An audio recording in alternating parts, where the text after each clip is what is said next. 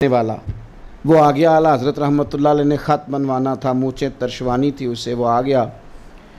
तो जब वो आया तो अब वो सोच रहा है, उसे भी पता था कि ये बंदा बड़ा और तबीयत का है, वो हजाम भी जानता था। और मज़े की बात ये है कि मौलाना ज़फ़रुद्दीन बिहारी ने मुतकब्बिर का नाम नहीं लिखा, हजाम का नाम लिखा है। उसका नाम नहीं लिखा का कोई शख्स। और इस हजाम का नाई का फाज़िल बरेलवी की तरबियत थी ना, तो खुलफा का भी ज़ौक़ देखें। कहने लगे कि वो नाई जो आला हज़रत की हजामत बनाने आता था उसका नाम करीम बख्श था, उसका नाम लिखा है। वो आया, अब वो इंतज़ार कर रहे हैं कि मैं कहाँ बैठूँ, चूँकि ये चौधरी साहब तो, ये सेठ साहब तो, ये फ़लाँ साहब तो अपने पास किसी को बैठने नहीं देते, तो मैं कहाँ बैठूँ। तो आला हज़रत भी समझ रहे हैं कि ये गौर कर रहा है कि मैं करूँ क्या। तो आला हज़रत फरमाने लगे ज़रा लफ्ज़ों पे गौर करना। उस हजाम को, नाई को मुखातिब करके कहने लगे, भाई करीम बख्श, इनके साथ ही बैठ जाओ, मुसलमान आपस में भाई भाई हैं। जब आप किसी को इज्जत दे देते हैं तो कमाल हो जाता है, आप यकीन करें कमाल हो जाता है। गरीब तो फिर समझता है कि दौलत पीछे रह गई, क्योंकि मुझे इकराम मिला है, मुझे प्यार मिला है, मेरे साथ शफकत की गई है, भाई करीम बख्श बैठ जाओ, मुसलमान भाई भाई हैं। उसको बिठा दिया तो चौधरी साहब उठ गए, वो चले गए। तो मशवरे देने वाले भी कई होते हैं। एक कहने लगे हुजूर जी आएगा नहीं, तो फरमाने लगे ना आए, मुझे ज़रूरत भी कोई नहीं। अब अपनी इस बात से फाज़िल बरेलवी पता क्या सबक देते हैं, कहते हैं ये चौधरी मुतकब्बिर की ज़रूरत कोई नहीं, पर ये जो अकीदत के साथ बज़ाहिर ख़त बनाने आया है, इसको हमने भाई बना लिया है, इसको भाई। तो मुसावात का ख्याल करें, इस तफरीक से बाहर आ जाएं। और मैं गुरबा से भी कहूँगा, आपने नाराज़ नहीं होना, मुझे गरीबों से भी एक शिकवा है, वो भी मेरा दिल है कर लूँ। गरीब भी हर बात में गुर्बत को ले आता है, कुछ और चीज़ें भी होती हैं गुर्बत के साथ। अगर गुर्बत के साथ खुददारी रहे तो गरीबी इज़्ज़त वाली हो जाती है, और अगर गरीबी के साथ इंसान कभी अपने हाथ को फैलाना छोड़ दे तो उसकी गरीबी काबिल रश्क हो जाती है। लेकिन गरीब भी कुछ ऐसे काम करते हैं, गरीब भी कुछ इस तरह का माहौल, क्या दे देगा आपको दुनियादार अगर आप उसके सामने रोएंगे तो क्या दे देगा आपको। मसलन क्या आज तक दिया, किसी को आपने जाके बड़ा दुख सुनाया तो उसने क्या दिया, सिवाय कोई तिफल तसल्ली के या तहकीक के पता करो सच्चा रोना रो रहा है कि झूठा रो रहा है, इसके अलावा कुछ दिए। इतने ज़्यादा कमज़ोर ना पड़े, आप भी अपना रवैया वज़ादार करें, वज़ादार। आपके भी लबो लहजे से हर वक्त गरीबी ना छलके, हर वक्त इस तरह का माहौल ना बनाएं कि मतलब बंदा काबिल रहम ही नज़र आए हर वक्त। अगर अल्लाह ताला ने पैसे नहीं दिए तो बाकी तो बड़ी नेमतें दी हैं ना, तो उधर तवज्जो करो ना जो दिया हुआ है, खाली इस पर ही गौर करना, खाली इस पर ही। और बड़ी अजीब सी ब्लैकमेलिंग बाज़ मकामात पे होने लग गई है, जी हम गरीब जो हुए जी। तो ये तो मतलब इस कदर ज़्यादा इसको आपने कमज़ोरी बना लिया है कि ये बाज़ों का तकलीफ़ दे मामला होता है, तकलीफ़ दे मामला। ये काम ना करें, आप खुददार रहें, बावकार रहें, कभी कोई ऐसा काम ना करें। चलें ठीक है, अगर आप महसूस करते हैं कि किसी जगह अल्लाह तबारक व तआला ने माली तौर पे कमज़ोरी रखी है, तो बाकी तो बड़ी नेमतें दी हैं ना, उधर तवज्जो करें। और मैं आपको एक बात अर्ज़ करूं, मेरे साथ जो लोग ज़्यादा चले और जो ज़्यादा रहे वो हैं ही गरीब। आए कुछ लोग प्यार के साथ, कुछ लोगों का गुमान था, लेकिन चूँकि उनकी जेब में पैसे थे, जेब में पैसे हों तो दिमाग में अकल भी ज़्यादा होती है, तो फिर वो महसूस करते हैं कि जनाब फ़लाँ फ़लाँ फ़लाँ फ़लाँ जगह से हमें परेशानी है, लिहाजा अल्लाह हाफिज़। तो गरीब ही तो है जो रह गया, और गरीब ही तो है जो बच गया, और गरीब ही तो थे। अमीर तो कई चले गए अभी सलूट करके कि इजाज़त है, हमने कहा इजाज़त है। और मैं दुआ तो वो होती है जो निकल जाए लेनी ना पड़े, निकल जाए लेनी ना पड़े। ऐसे भी हैं जो कल से आए हैं गए नहीं, और मैंने पूछा कब जाना है, कहते जी तो हुक्म करोगे। तो ना कहें वह मुझसे दुआ के लिए, ना कहें, पर यह कि मैं तो कर रहा हूँ, पर यह कि मैं तो बोल रहा हूँ।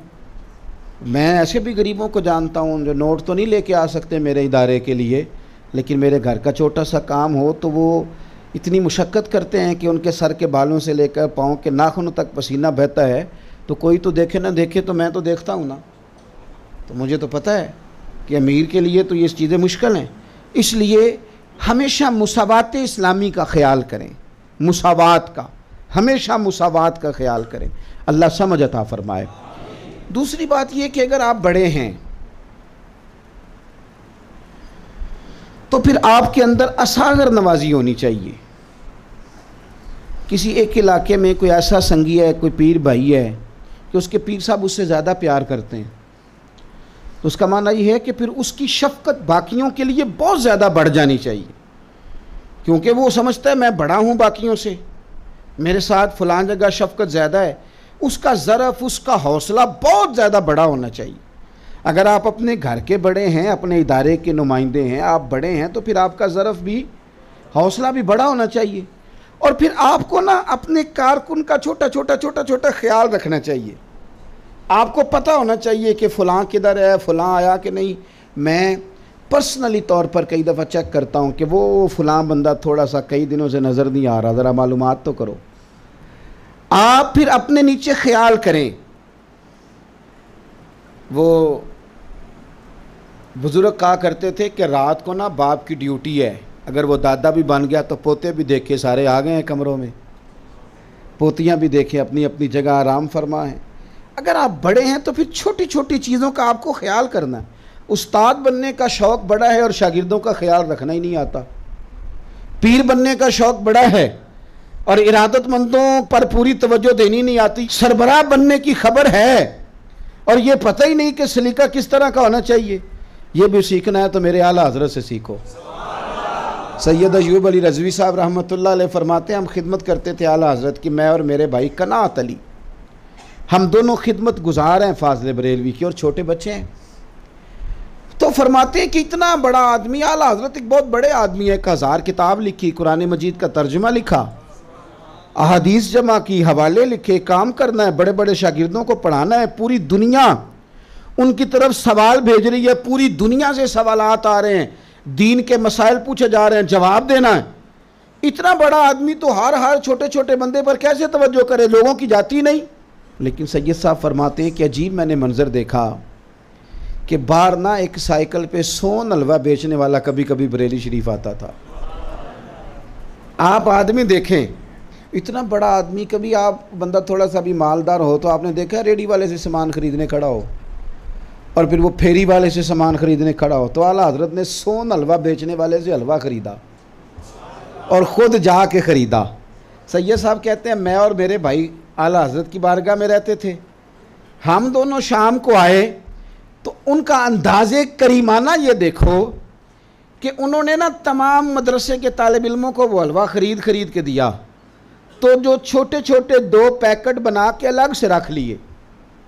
ये क्या बात हो गई कि शागिर्द बीमार है, उस्ताद को पता ही कोई नहीं। ये क्या ख्याल भैया, आप सरबराह हैं, लीडर हैं और आपको कारकुन का पता ही नहीं।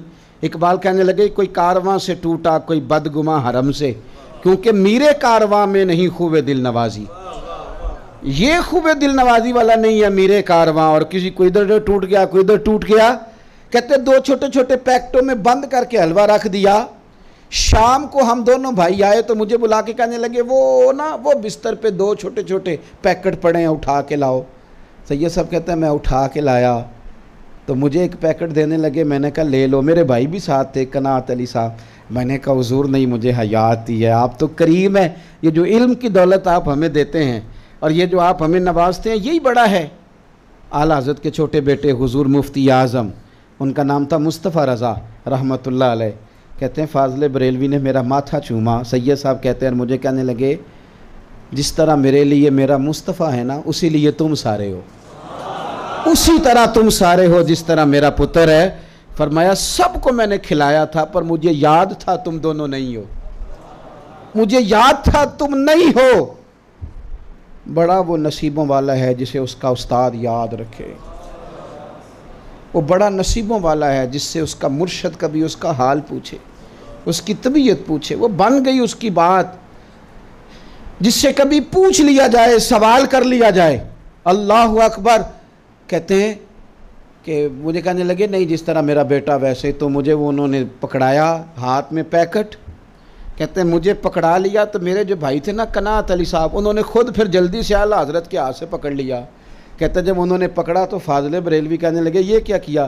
कहने लगे हुज़ूर आपने ही कहा है ना कि मेरे लिए इस तरह हो जिस तरह मेरा बेटा है, तो मैं तो अपने अब्बा के हाथ से छीन भी लिया करता हूँ। कहते हैं फाज़िल बरेलवी बड़ा ही मुस्कुराए। आप असागर नवाजी करें, आप प्यार करें, आप थोड़ा थोड़ा ख्याल रखें।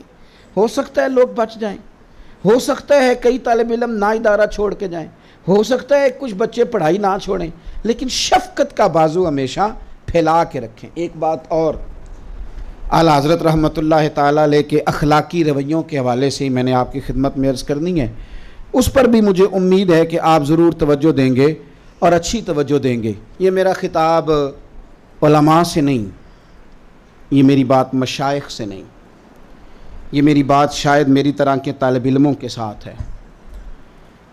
बड़ा शौक़ पैदा कर लिया हमने तकरीरों का, बड़ा शौक़ है हमें वाज़ कहने का, और आम आदमी को भी बड़ा ही शौक़ हो गया नसीहत करने का। यानी वो बैठा है चार बंदों के अंदर तो कहता है मैं तुम्हें एक पते की बात बताता हूँ।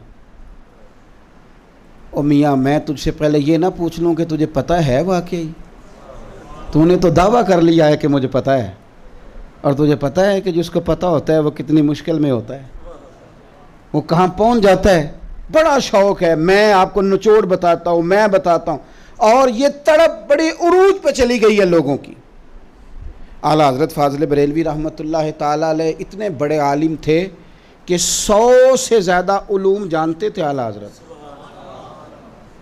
सरफ़ भी, नहव भी, मंतक भी, फ़लसफ़ा भी, तफसीर भी, हदीस भी, उसूल भी, इल्म रियाजी भी, 100 से ज़्यादा उलूम जानते थे। इतना मवाद जिस बंदे के पास हो कि वो लिखने के लिए बैठे तो किताबों की ज़रूरत ही ना पड़े, बरजस्ता वो एक एक घंटे में कई कई सफ़ात लिख डाले। उनको तकरीर करने के लिए मवाद उनके पास कम था, लेकिन उनकी ज़िंदगी को ज़रा देखें, बड़ी तकरीरें। और मैं आपसे अर्ज़ करूं, मैं बहुत सारे दोस्तों से कहता हूं यार मसलन आएँ जी आप एक ख़िताब सुना दें, तो मैं कहता हूं इतने ख़िताब किए, बताओ उनमें से कितने याद रह गए, कितनों पे अमल हो गया, कितना कुछ हमने सीख लिया। बस इसी दुनिया में हमने रहना है, कुछ अमल की तरफ भी तो आए ना। इतने बड़े आलिम हैं फाज़िल बरेलवी, आपका पीर खाना है मारहरा शरीफ, उर्स पे तशरीफ़ ले जाते अपने मुर्शद गिरामी के, तो अपने दौर के सबसे बड़े आलिम हैं आला हज़रत। तो हज़रत शाह इस्माइल हसन मियाँ साहब रहमतुल्लाह अलैह, जो उस वक़्त मारहरा शरीफ के सज्जादा नशीन थे, आपके मुर्शद गिरामी की औलाद में से, वो कहते हैं मैं आला हज़रत से गुजारिश करता, और भी बड़े लोग कहते हैं कि हज़रत कुछ तकरीर ही सुनाएं। पता है आला हज़रत क्या फ़रमाते? ये कोई बात बहुत बड़ा सूफ़ी कर सकता है, वरना ये कि मेरी तरह का मौलवी तो कहेगा कि कितने घंटे सुननी है, किस मौजू पे सुननी है।